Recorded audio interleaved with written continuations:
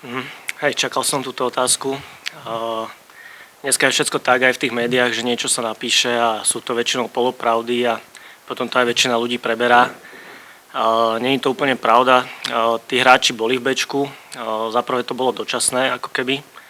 A za druhé bolo to rozhodnutie trénera čisto zo športových dôvodov. Čiže nebolo to ani na popud klubu alebo vedenia, čisto sa tréner rozhodoval na základe nejakej súčasnej výkonnosti. Keď pôjdem po mene, tak vlastne Aďo Fiala úplne separátny prípad, kde sme boli týždeň, dva v rokovaní s jedným českým klubom, čo dneska finalizujeme. Nie je to ani Slovácko, tak ako to bolo spomínané. Takže tam už bol predpoklad, že odíde a vedeli sme, že s ním asi môžeme dlhodobo rátať. Čo sa týka Nikolasa Huga, tak áno, je tam nejaký záujem z tých klubov, ktoré boli aj medializované. Nie sme blízko k dohode s týmito klubmi momentálne.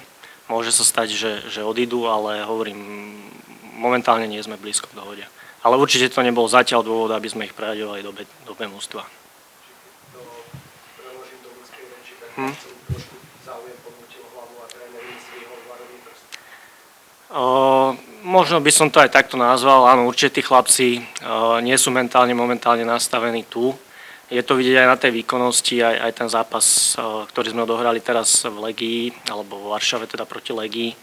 A keď naskočili, tak nebol určite ideálny z ich strany a tieto veci, čo sa okolo nich dejú, určite majú na to vplyv. Z druhej strany prišiel Jakub Paul, očakáva sa, alebo teda prichádza, ak mám správne informácie, očakáva sa, že práve on by mal priniesť do tej kabiny niečo také, aby bol lídrom pre takýchto chlapcov a správne skoro.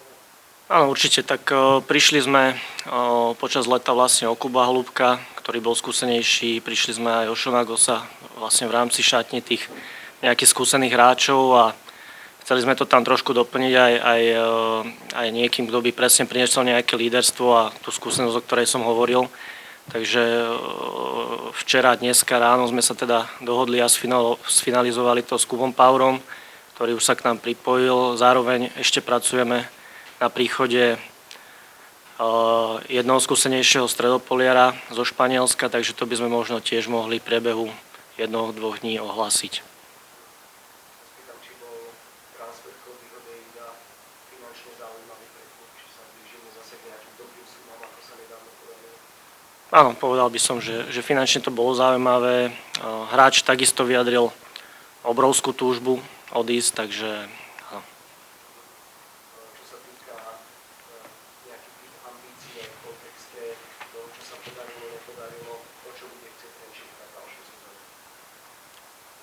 Určite by sme sa chceli po tom dlhšom období dostať ako keby do prvej šesky, lebo už je to myslím nejakých 7-8 rokov, keď sa nám to nepodarilo.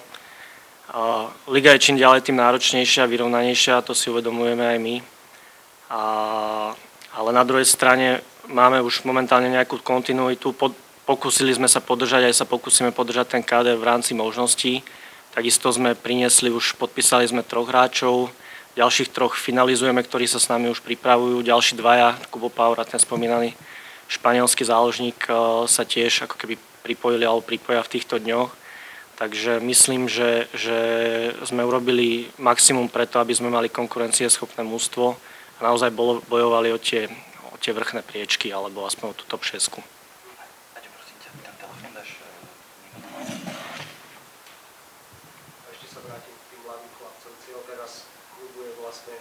Vrátiť ich smerovanie správnym spôsobom a ďalej s nimi spolupracovať. Keď sa bavíme o kom?